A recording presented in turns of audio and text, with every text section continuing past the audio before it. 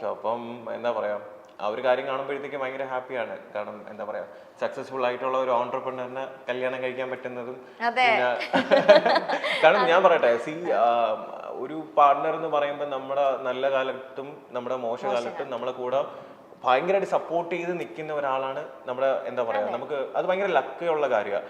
അപ്പം എൻ്റെ നല്ല സമയത്തും എൻ്റെ മോശ സമയത്തും എന്നെ ഭയങ്കരമായിട്ട് സപ്പോർട്ട് ചെയ്ത്. കാരണം ചില കാര്യങ്ങൾ എനിക്ക് പറയണമെന്നുണ്ട്, പക്ഷെ അത് പറയാൻ പറ്റാത്ത നമ്മുടെ പേഴ്സണൽ കാര്യങ്ങളായിട്ട് കൂടി എന്നെ ഭയങ്കരമായിട്ട് സപ്പോർട്ട് ചെയ്ത ഒരാളാണ്. മനസ്സിലായില്ലേ? സോ അപ്പൊ അതിൽ ഞാൻ ഭയങ്കര ലക്കിയാണ്. പിന്നെ എന്താ പറയാ എല്ലാവർക്കും തന്നെ കാണാം അല്ലെ, കാരണം ഞാൻ പറഞ്ഞില്ലേ ഈ സോഷ്യൽ മീഡിയ എന്ന് പറയുന്നത് റിയൽ ലൈഫാണ്. റിയൽ ലൈഫ് റിയാലിറ്റി എന്ന് പറയുന്നത് എൻ്റെലി ഡിഫറെൻ്റാ. മനസ്സിലായില്ലേ? സോ അപ്പം ഞാനിപ്പോൾ നോക്കിക്കഴിഞ്ഞാൽ എൻ്റെ ഒരു ആഗ്രഹമായിരുന്നു ബിഗ് ബോസിന് ശേഷം, എല്ലാവരും പറയാറുണ്ട് ബിഗ് ബോസ് കഴിഞ്ഞാൽ ഒരു 2 മാസം അല്ലെങ്കിൽ മാക്സിമം 2 ആഴ്ച 4 ആഴ്ചയൊക്കെ കാണത്തുള്ളൂ അതിൻ്റെ ഒരു ഹൈപ്പ്, അത് കഴിഞ്ഞാൽ കുറഞ്ഞു പോകുമെന്ന് പറയുമായിരുന്നു. അപ്പം എൻ്റെ ഒരു ആഗ്രഹമായിരുന്നു 1 വർഷം വരെ എങ്ങനെയെങ്കിലും ലൈം ലൈറ്റിൽ എന്ത് ചെയ്യണം, നിൽക്കണം. സോ അതിനുവേണ്ടി പർപ്പസ്ലിയും അല്ലാതെയും കണ്ടന്റ്സ് ഞാൻ എന്ത് ചെയ്തു, ക്രിയേറ്റ് ചെയ്തുകൊണ്ടിരുന്നു. ചില കോൺട്രവേഴ്സീസ് ഓട്ടോമാറ്റിക്കലി വരുന്നതാണ്, ചില കോൺട്രവേഴ്സീസ് ഞാൻ ക്രിയേറ്റ് ചെയ്യുന്നതാണ്. സോ അത് ഒരു 1 ഇയർ എനിക്ക് ആ ഒരു സോഷ്യൽ മീഡിയയിൽ ലൈം ലൈറ്റിൽ നിന്നു. അതിനുശേഷം popular face of the year award കിട്ടി. സത്യം പറഞ്ഞാൽ അത് കഴിഞ്ഞതിന് ശേഷം എന്ത് ചെയ്തു, എൻ്റെ ഒരു ആഗ്രഹം കഴിഞ്ഞു. അപ്പോൾ അതിനുശേഷം ഞാൻ ഗ്രാജുവലി ഞാൻ തന്നെ ഒരു ബ്രേക്ക് എന്ത് ചെയ്തു, സോഷ്യൽ മീഡിയയിൽ നിന്ന് എടുത്തു.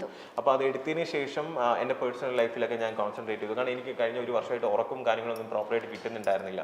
സോ ഇപ്പം ഉറക്കമൊക്കെ കറക്റ്റായിട്ട് കിട്ടുന്നുണ്ട്. പിന്നെ എൻ്റെ വെയിറ്റ് ആക്ച്വലി ബിഗ് ബോസിന് ശേഷം നന്നായി കൂടി. ബിഗ് ബോസ് ഇറങ്ങുമ്പോൾ 86-88 kg ഉണ്ടായിരുന്നുള്ളൂ. ഇപ്പം 112 113 വരെ വന്നിട്ട് അത്രയും വരെ വന്നിട്ട് കാരണം ഞാൻ നന്നായിട്ട് ഫുഡ് കഴിക്കുന്ന ആളാണ്. I don't drink and smoke, കള്ളു കുടിക്കാൻ സെറ്റൊലിയൊന്നും ഇല്ല. അപ്പൊ ഫുഡ് നന്നായി കഴിക്കും. അപ്പം കാരണം ഭയങ്കര ഫുഡിയാ. അപ്പൊ അങ്ങനെ വെയിറ്റ് കൂടിയതിന് ശേഷം എന്ത് ചെയ്തു, ഇപ്പൊ കഴിഞ്ഞ ഒരു 1 month ആയിട്ട് ഗ്രാജുവലി അത് കുറച്ചുകൊണ്ടിരിക്കുക. അപ്പം ഇപ്പൊ 107 കിലോ ഉണ്ട്. കാരണം ഇതിന്റെ ഇടയ്ക്ക് ഒരുപാട് പ്രാവശ്യം ഞാൻ ട്രൈ ചെയ്തുകൊണ്ടിരുന്നു ഇതേപോലെ വെയിറ്റ് കുറയ്ക്കാൻ വേണ്ടി.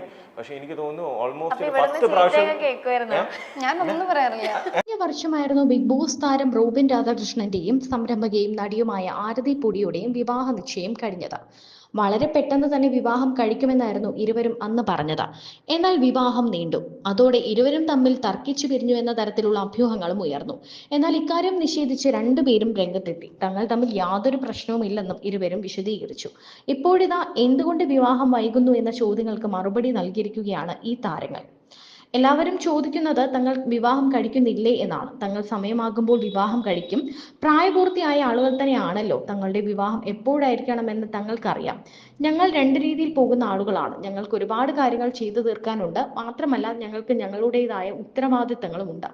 നല്ല പോസിറ്റീവ് ആയിട്ടുള്ള കാര്യങ്ങളാണ്. ആക്ച്വലി സത്യം പറഞ്ഞാൽ ഈ ഒരു ബ്രേക്ക് എടുത്ത പീരീഡിലാണ് നമ്മൾ കുറച്ചുകൂടി റിയലൈസ് ചെയ്യുന്നത് നമ്മൾ ഇഷ്ടപ്പെടുന്ന എന്തുമാത്രം പേരുണ്ടെന്ന്. കാരണം എപ്പോഴെങ്കിലും ഞാൻ പുറത്ത് പോകാറുള്ളൂ. പുറത്ത് പോകുമ്പോൾ തന്നെ വണ്ടിയിൽ പോകുമ്പോഴാണെങ്കിലും അല്ലെങ്കിൽ എവിടെയെങ്കിലും ചെന്നാൽ തന്നെ ഭയങ്കര സ്നേഹത്തിൽ സംസാരിക്കുന്ന ഒരുപാട് പേരുണ്ട്. ഞാൻ actually food to be frank പറഞ്ഞാൽ ഹെൽത്തി അല്ല, പക്ഷെ എന്നാലും സ്വിഗ്ഗി അല്ലെങ്കിൽ സൊമാറ്റോ ഓർഡർ ചെയ്യുന്ന. അപ്പോൾ ഒരു ദിവസം 3-4 നേരം എന്ത് ചെയ്യാറുണ്ട്, ഇവര് കൊണ്ടുവന്ന് ഫുഡ് തരാറുണ്ട്. ഓരോ പ്രാവശ്യം ഓരോരുത്തരായിരിക്കും വരുന്നത്. അപ്പൊ ഇങ്ങനെ വരുന്ന സമയത്ത് അവർക്ക് സത്യം പറഞ്ഞാൽ അവർ കണ്ട് സംസാരിക്കും, ചിലര് ഫോട്ടോ എടുക്കും, ചിലർ അവരുടെ വീട്ടുകാരോട് സംസാരിക്കും, അവരെന്താ ചെയ്യുന്നത് സംസാരിക്കും. അപ്പൊ അത് കാണുമ്പോൾ പലരും പല സ്ഥലത്തുള്ള ആൾക്കാർ, പല ജോലി ചെയ്യുന്ന ആൾക്കാർ പാർട്ട് ടൈം ആയിട്ട് ചെയ്യുന്നത്. മനസ്സിലായില്ലേ? അപ്പൊ ഓരോ ദിവസവും അങ്ങനെ ഓരോരോ പോസിറ്റീവ് ആയിട്ടുള്ള കാര്യം, ദൈവം സഹായിച്ചെല്ലാം പോസിറ്റീവ് ആയിട്ടുള്ള കാര്യങ്ങൾ മാത്രം എന്ത് ചെയ്തിട്ടുണ്ട് നടന്നത്. ഒരുപാട് അമ്മമാര് കോൺടാക്ട് ചെയ്യാറുണ്ട്, പൊടീനെ കോൺടാക്ട് ചെയ്യാറുണ്ട്, പിന്നെ സംസാരമുണ്ട്. ഇതിനിടയ്ക്ക് നമ്മൾ എവിടെയെങ്കിലൊക്കെ ഫംഗ്ഷനിൽ ചെല്ലുമ്പം ഓക്കെ ഇത്രയും കാര്യങ്ങൾ കഴിഞ്ഞതിന് ശേഷവും നമ്മളെ സ്നേഹിക്കാൻ വേണ്ടി കുറച്ച് പേരെങ്കിലും ഉണ്ടല്ലോ എന്ന് ആലോചിക്കുമ്പോഴത്തേക്ക് ഒരു ഭയങ്കര സന്തോഷം. ഇപ്പൊ ഈ ബ്രേക്ക് എടുത്തു എന്ന് പറഞ്ഞല്ലോ, ആ സമയത്ത് റോബിൻ ചേട്ടൻ എന്തൊക്കെയായിരുന്നു പരിപാടികൾ? ഫുഡ് കഴിക്കലാണ് മെയിൻ പരിപാടി. അതിന്റെ റിസൾട്ട് നമ്മൾ കാണുന്നുണ്ട്. ഫുഡ് കഴിക്കുന്നുണ്ട്, എനിക്ക് ഉറക്കം പ്രോപ്പർ അല്ലായിരുന്നു. ഇനോഗ്രേഷൻസ് ഒക്കെ ഇട്ട് ഒരു ദിവസം 2-3 ഇനോഗ്രേഷൻ ഒക്കെ ചെയ്തിരുന്ന ഒരു സമയം ഉണ്ടായിരുന്നല്ലോ. അതിനുശേഷം ഇപ്പോഴാണ് ഒരു 1 ഇയർ അല്ല, ഇപ്പോഴാണ് ഒരു ഗ്യാപ്പ് എടുക്കുന്നത്. അപ്പൊ നല്ല സുഖമായിട്ട് ഉറങ്ങും. കാരണം ഞാൻ ഇതിന് മുമ്പും ഞാൻ കണ്ടിന്യൂസ് 12 hours നൈറ്റ് ഡ്യൂട്ടി 7.5 വർഷം എടുത്തിരുന്ന ഒരു ഡോക്ടറാണ്. അപ്പൊ അത് കഴിഞ്ഞതിന് ശേഷം ഇവര് 1 ഇയർ ഒരു ഉറക്കം ഭയങ്കര കുറവ്, ഹാർഡ്ലി ഒരു 2-3 മണിക്കൂർ സ്ട്രെസ്ഡ് ഔട്ട് ആയിട്ടാണ് കിടന്ന് ഉറങ്ങുന്നത്. മനസ്സിലായില്ല? അതിനുശേഷം എന്റെ ഉറക്കം, കാരണം നമുക്ക് ഉറക്കം പ്രോപ്പർ അല്ല എന്നുണ്ടെങ്കിൽ നമുക്ക് ഒരുപാട് ഹെൽത്ത് ഇഷ്യൂസ് വരും. മനസ്സിലായില്ല? അപ്പൊ എന്റെ ഒരു ഇതെന്ന് വെച്ച് കഴിഞ്ഞാൽ നമ്മുടെ ഫസ്റ്റ് പ്രയോറിറ്റി ഞാനിപ്പോ കൊടുക്കുന്നത് ഒന്ന് ഹെൽത്തും ഒന്ന് മനസ്സമാധാനം.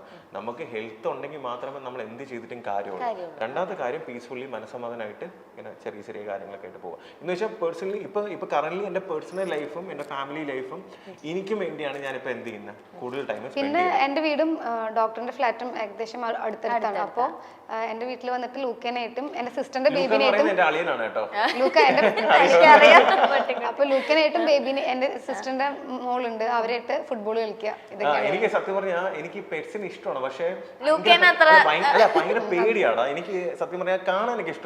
ഞാൻ ആദ്യമായിട്ട് എനിക്ക് ഭയങ്കര സ്നേഹം വരുന്ന ഒരു പെറ്റ് എന്ന് പറയുന്നത് ലൂക്ക്. എനിക്ക് ആദ്യമൊക്കെ ലൂക്കിന് അത്ര ഇഷ്ടമല്ലായിരുന്നു. പിന്നെ എനിക്ക് എന്താന്ന് വെച്ചാൽ ഞാനിപ്പം വീട്ടിൽ വരുമ്പോൾ ആദ്യം നോക്കുന്നത് എവിടെ ലൂക്ക്, അവർ കറക്റ്റ് ആയിട്ട് വരും, റിസീവ് ചെയ്യാൻ വരും. പാറുനുണ്ടല്ലോ പെറ്റ് ഉണ്ട്, ഷിറ്റ്സു തന്നെയല്ല, ഭയങ്കര ലവബിൾ ആയിട്ടുള്ള. അത് വായിൽ കൈ വെച്ചു കൊടുത്താൽ കൂടി എന്ത് ചെയ്യത്തില്ല, കടിക്കത്തില്ല. പിന്നെ പാവ ഒരു മുഖമാണ് കേട്ടോ. അപ്പൊ ഞാൻ എന്ന് വെച്ചാൽ നമ്മള് എന്താ പറയാ, ഇവിടെ കയ്യിൽ ഇത്ര കുഞ്ഞായിരുന്നപ്പോ കിട്ടിയതാ. അപ്പൊ സംഭവം എന്താന്ന് വെച്ച് കഴിഞ്ഞാൽ ഇവളാണ് അതിനെ വളർത്തിയത്. അപ്പൊ ഇവളുടെ എല്ലാ ഗുണങ്ങളും അതിനെന്തുണ്ട്, പാവമാണ്, ഭയങ്കര പാവമാണ്.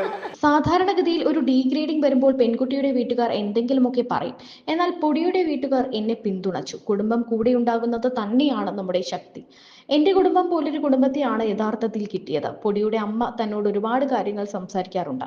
അമ്മയ്ക്ക് കേൾക്കാനും സംസാരിക്കാനും ഒക്കെ ആള് വേണം. തന്റെ അച്ഛനെ തനിക്ക് വളരെ ഇഷ്ടമാണ്, പക്ഷേ തങ്ങൾ തമ്മിലുള്ള ബന്ധം ഫോർമലാണ്.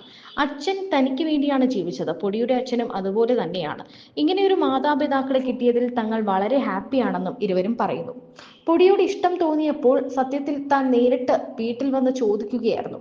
അച്ഛന് പക്ഷെ മനസ്സിലായില്ല. കാരണം അച്ഛൻ ബിഗ് ബോസ് ഒന്നും കാണാറില്ല. അദ്ദേഹം സാധാരണ തൃശ്ശൂർക്കാരൊക്കെ ചോദിക്കുന്ന മട്ടിൽ വീട്ടിൽ എന്ത് പറയുന്നു എന്ന് ചോദിച്ചു. ഞാൻ കരുതിയത് നമ്മുടെ റിലേഷനെ കുറിച്ചാണെന്നാണ്. എന്റെ ഇഷ്ടമാണ് കുടുംബത്തിന്റെ ഇഷ്ടം എന്ന് ഞാൻ പറഞ്ഞു. അപ്പോഴാണ് അച്ഛന് മനസ്സിലായതെന്നും താരം പറഞ്ഞത്. തന്റെ ഭാവി പദ്ധതിയും റോബിൻ പറയുന്നുണ്ട്.